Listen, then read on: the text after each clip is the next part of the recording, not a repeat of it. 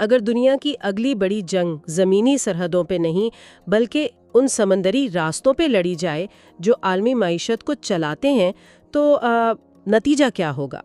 آج کی اس تحقیقاتی گفتگو میں ہم ایک ایسے ہی سنگین منظرنامے کا گہرا تجزیہ کرنے والے ہیں۔ بالکل، اور یہ موضوع واقعی بہت دلچسپ اور تھوڑا خوفناک بھی ہے۔ ہاں، تو آج ہم جس سورس مٹیریل پہ بات کر رہے ہیں وہ پیکلنگس نیوز کے یوٹیوب چینل پر آئی ایک ویڈیو ہے جس میں ہمایون محبوب کی نجومی اور سیاسی پیشگوئیوں کا ذکر کیا گیا ہے۔ صحیح بات ہے، لیکن یہاں آگے بڑھنے سے پہلے ایک بنیادی اصول واضح کرنا بہت ضروری ہے۔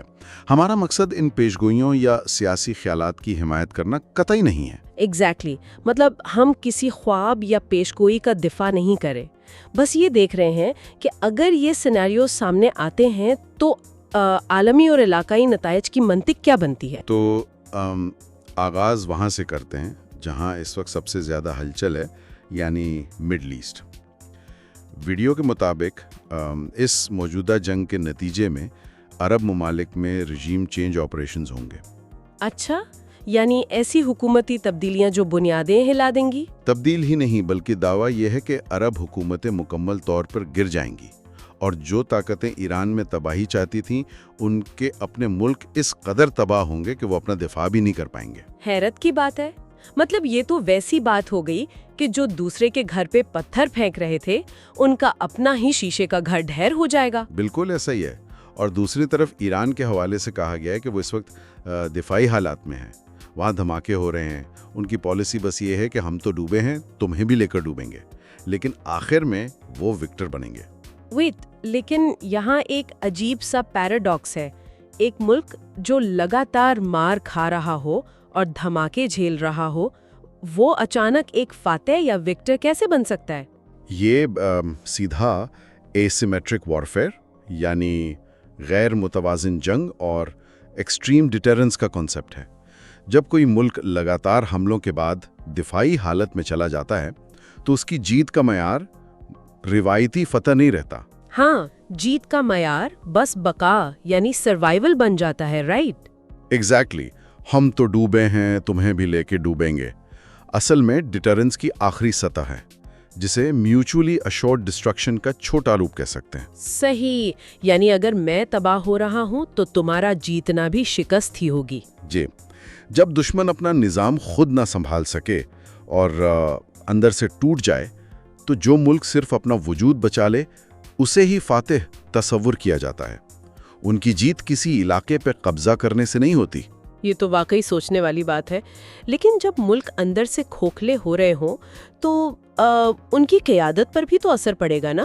اس ویڈیو میں اہم شخصیت کی موت کا ذکر بھی کیا گیا ہے۔ ہاں، پچھلی ایک پیشگوئی کا حوالہ دیا گیا ہے جو ایران کے علی خمینی یا خمینی کی موت اور شہادت کے بارے میں تھی، جو کہ ان کے مطابق اب پوری ہو چکے ہیں۔ اچھا، اور اب انہوں نے اس نئے حالات میں کیا پیشگوئی کی ہے؟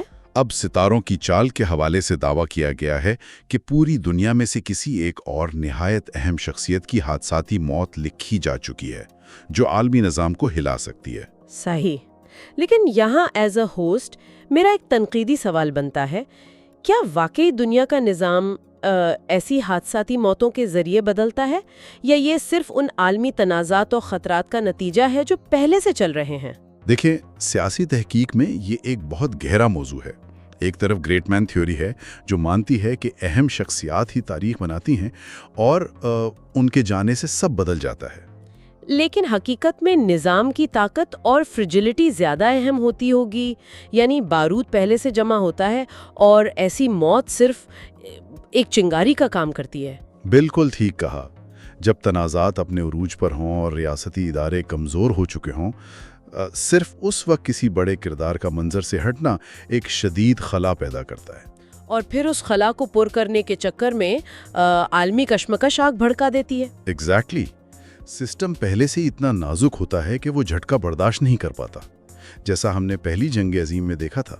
اور یہ خلا صرف علاقائی کرداروں تک تو محدود نہیں رہتا، اس کی آگ ان عالمی طاقتوں تک بھی پہنچتی ہے جو ان کانفلکٹس کو کنٹرول کرتی ہیں۔ امریکہ اور اسرائیل کے حوالے سے کیا کلیمز ہیں؟ سورس کے مطابق ان دونوں عالمی طاقتوں میں شدید تباہی آنے والی ہے۔ امریکہ میں ڈونلڈ ٹرمپ کے حوالے سے دعویٰ ہے کہ وہاں کی عوام اور عدالتیں ان کے ساتھ ایسا سلوک کریں گی جو انہوں نے سوچا بھی نہیں ہوگا۔ یعنی جو لوگ ان کے ساتھ جڑے ہیں ان کے لیے بھی شدید مشکلات ہوں گی۔ اور اسرائیل کے بارے میں کیا پیشگوئی کی گئی ہے؟ اسرائیل کے لیے کہا گیا ہے کہ وہاں ایسی تباہی آئے گی کہ انہیں دوبارہ اپنے پاؤں پر کھڑا ہونے میں ایک اشرا یعنی پورے 10 سال لگ جائیں گے۔ 10 سال؟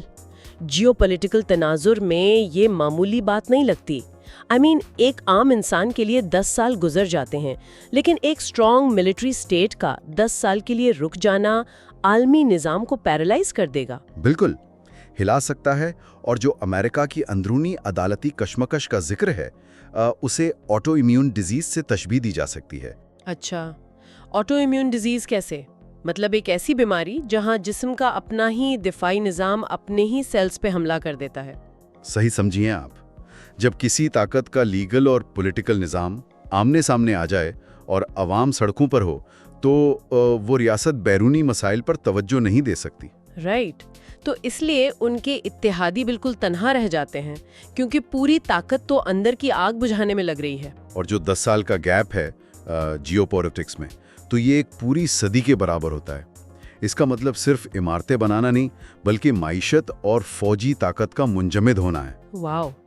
اور ایسی بے دھیانی میں دشمن ملک اور ہم پلہ طاقتیں فوراً اس خلا کو پر کر لیتی ہیں، رائٹ؟ ایگزیکٹلی، نئے ملٹری الائنسز بن جاتے ہیں، اور جب امریکہ جیسی طاقت اپنے ہی بحران میں مبتلا ہو تو دنیا کے دوسرے دبے ہوئے تنازعات فوراً ابھر آتے ہیں، جیسا کہ ساؤتھ ایشیا یعنی برصغیر میں۔ ہاں، اس ویڈیو میں واضح طور پر پاکستان کو خبردار کیا گیا ہے۔ دعویٰ کیا گیا ہے کہ پاکستان اور بھارت دوبارہ جنگ میں کود سکتے ہیں، لیکن حیرت انگیز بات یہ ہے کہ یہ نیوی کی جنگ ہوگی۔ جی، نیوی یا پانی کی جنگ کا دعویٰ ہے۔ ساتھ ہی انہوں نے ٹائم لائنز بھی دی ہیں کہ اگر 13-14 تاریخ تک جنگ نہ رکی تو آنے والے 10-12 دن انتہائی خوفناک ہوں گے۔ اور ساتھ ہی مارچ، اپریل اور مئی کے مہینے پوری دنیا کے لیے انتہائی خطرناک بتائے گئے ہیں۔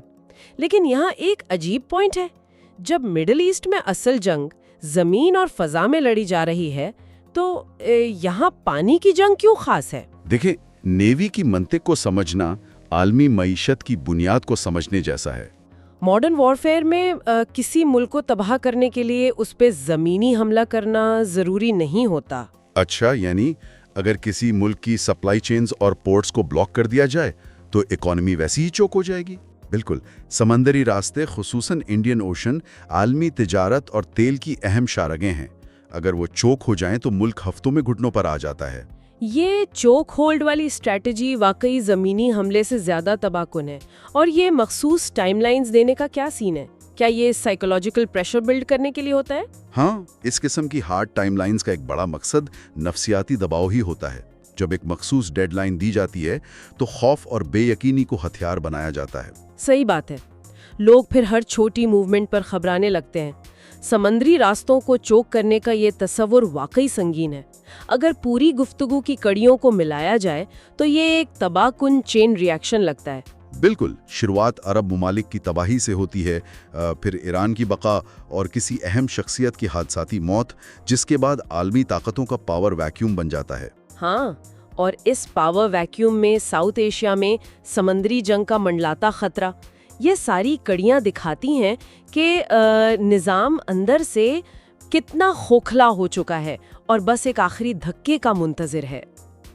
لیکن ایک بات پھر واضح ہے کہ یہ صرف ایک تجزیہ ہے جو پیشگوئیوں پہ مبنی ہے اور عالمی حالات کو ایک مختلف زاویے سے دیکھنے کے لیے پیش کیا گیا ہے۔ ایگزیکٹلی، ہم کسی تصدیق کی بجائے محض معلومات دے رہے ہیں۔ اور اب آخر میں ایک گہرا سوال غور کرنے کے لیے چھوڑتی ہوں۔